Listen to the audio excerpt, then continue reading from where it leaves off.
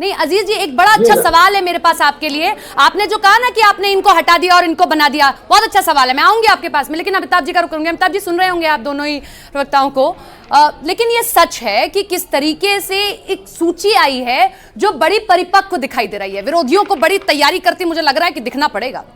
अजीज भाई, आप इसमें दो तीन चीजें देखो, आप शायद आपने ध्यान नहीं दिया होगा, कई ऐसे कैंडिडेट हैं जो मंत्री भी रहे और राज्यसभा में रहे, वो भी लोकसभा चुनाव लड़ रहे हैं। यानी जो आराम से बैठ जाते थे, प्रधानमंत्री ने उनको उतारा है जमीन पर, आप लोकसभा लड़कर सड़क पर आओ। दूसरा, इसमें कितने युवा हैं जो 50 साल के अंदर हैं, तभी मैंने शहजाद भाई से बोला कि ये जनरेशनल शिफ्ट हो रहा है पार्टी में, अनुभव भी है, युवा भी है। लेकिन आप अभी अजीज भाई आप जो बोल रहे हो कि बीजेपी ने बहुत नाइंसाफी की, कईयों के टिकट काटे, क्या अब समाजवादी पार्टी यूपी में अब क्या 50-60 सीटें जीत जाएगी? चलो बीजेपी ने नाइंसाफी कर दी, क्या आप स्वीप कर रहे हो क्या इस बार? देखिए अमिताभ जी, दो तीन बड़ी इंपॉर्टेंट बात है। अभी इन्होंने सवाल किया कि साध्वी प्रज्ञा अब आपको अच्छी लग रही है। अगर अच्छी मुझे लग रही है, नहीं लग रही है, आपको अच्छी लगी थी क्या? आपने उसे टिकट देकर के सांसद बनाया।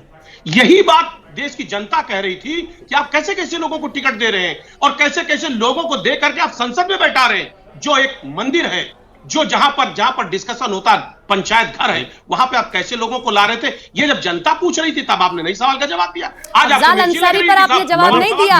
मैं अभी भी मैं सिर्फ एक ही चीज पूछ रहा हूँ, कितनी सीटें जीत रहे हो सर? अब सुकान मजूमदार क्या कह रहे हैं वो सुनवा देती हूँ। आप तो बहुत नहीं, सुकान मजूमदार क्या कह रहे हैं वो सुनवा देती हूँ, फिर मैं आपके पास आती हूँ। और एक सवाल है, जवाब आप तैयार कर लीजिएगा। धर्मेंद्र यादव को बदायूं में आप पहले देते हैं टिकट, फिर उसके बाद उनको हटा के आजमगढ़ से प्रभारी बना देते हैं, और आपको साध्वी प्रज्ञा और इन सब का दुख दिखाई दे रहा है, लेकिन आप धर्मेंद्र यादव के साथ क्या कर रहे हैं उस पर आप जवाब नहीं देंगे। सुकान मजूमदार क्या कह रहे हैं, सुनिए जरा।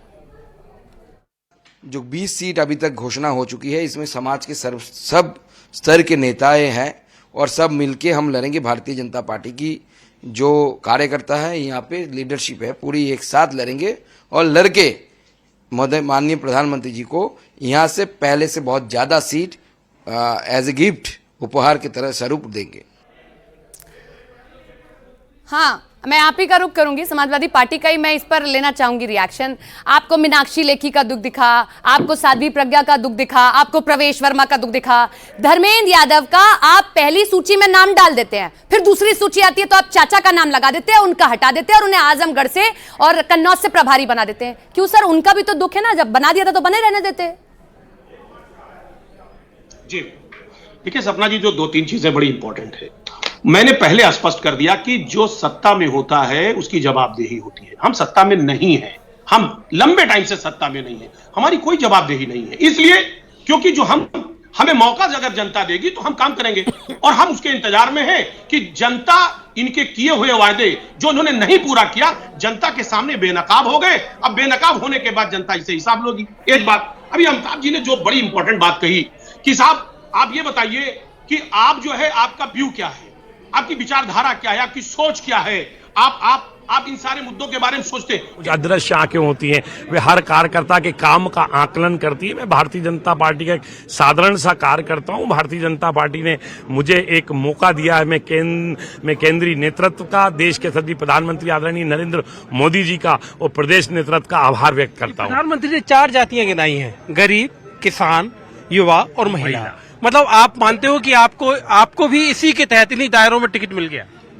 निश्चित रूप से मैंने कहा ना कि भारतीय जनता पार्टी में हर कार्यकर्ता के काम का आकलन होता है। जिस प्रकार से देश के सभी प्रधानमंत्री जी ने गरीब की व्याख्या की है, युवा की व्याख्या की है, महिला की व्याख्या की है, किसान की व्याख्या की है, उसको भी हम आगे बढ़ाने का काम करेंगे। क्या ठाकुर ने बधाई दिया आपको?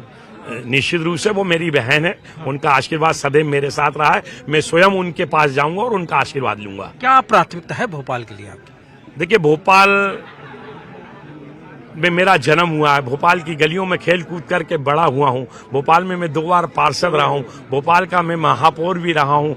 भोपाल कि जनता के सपनों का भोपाल कैसा हो, उसके लिए हम जनता के बीच में जाएंगे, उनसे हम लोग संवाद करेंगे और भोपाल का बहुत ही जल्दी जनता से संवाद करके एक मैनिफेस्टो तैयार करेंगे कि भोपाल के सपनों का भोपाल कैसा हो, और प्रधानमंत्री के सपनों का भोपाल कैसा हो, उसको पूर्ण रूप देने का काम करेंगे। क्या भोपाल के अरमान, हर हर मोदी, हर हर मोदी। आलोक शर्मा बीजेपी के उम्मीदवार हैं भोपाल से, एक अहम सीट है भोपाल और वहां से उनको उम्मीदवार बनाया गया। सुन रहे थे आप, सर्बानंद सोनोवाल क्या कह रहे हैं इस पूरे लिस्ट को लेकर, सुनिए जरा, उसके बाद फिर चर्चा। जनता को सेवा करने के लिए मुझे पहले भी उन्होंने निर्वाचित करके मुझे लोकसभा उन्होंने भेजा था, तो इस बार भी मुझे केंद्रीय समिति की तरफ से, राष्ट्रीय समिति की तरफ से ये मौका दी गई है। इसके लिए मैं परम आदरणीय प्रधानमंत्री नरेंद्र मोदी जी को, राष्ट्रीय अध्यक्ष हमारे JP नड्डा जी को विशेष रूप से धन्यवाद देता हूं। तो सुन रहे थे आप सर्बानंद सोनोवाल को। शहजाद जी, आप कह भी रहे हैं कुछ कहने के लिए, मैं आपके पास आऊंगी। और एक चीज और कि अब आपने बहुत सारे टिकट काट दिए, बहुत सारे नए नाम लेकर आए, युवा फौज लेकर आए हैं, अब तो क्लीन स्वीप करेंगे उत्तर प्रदेश में 80 की 80 पूरी सीटें?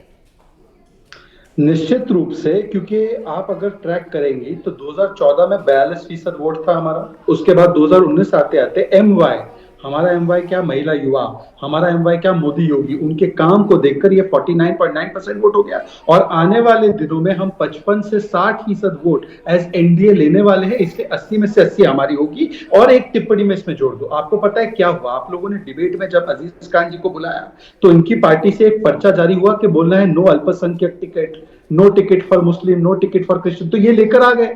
अब पता चला मल्लापुरम से अब्दुल समद आ गया, पता चला उधर बगल में एंटनी जी आ गए। तो सारा इनका जो है पूरा डॉक्यूमेंट ही आउट हो गया। तो इनको समझ में नहीं आ रहा, हाथ पकड़ के बैठे कैसे क्रिटिसाइज करे।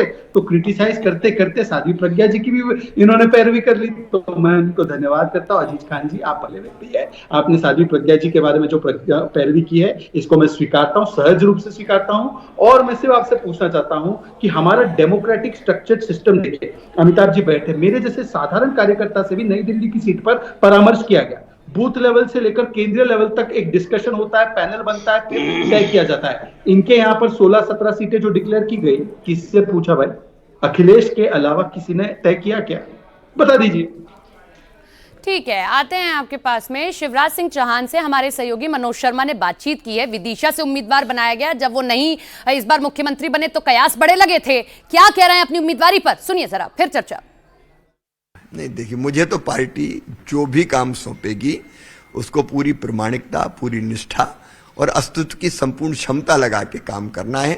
मानव जीवन अपना सफल और सार्थक बने, देश की सेवा करके भारतीय जनता पार्टी के माध्यम से, बस यही अभिलाषा है।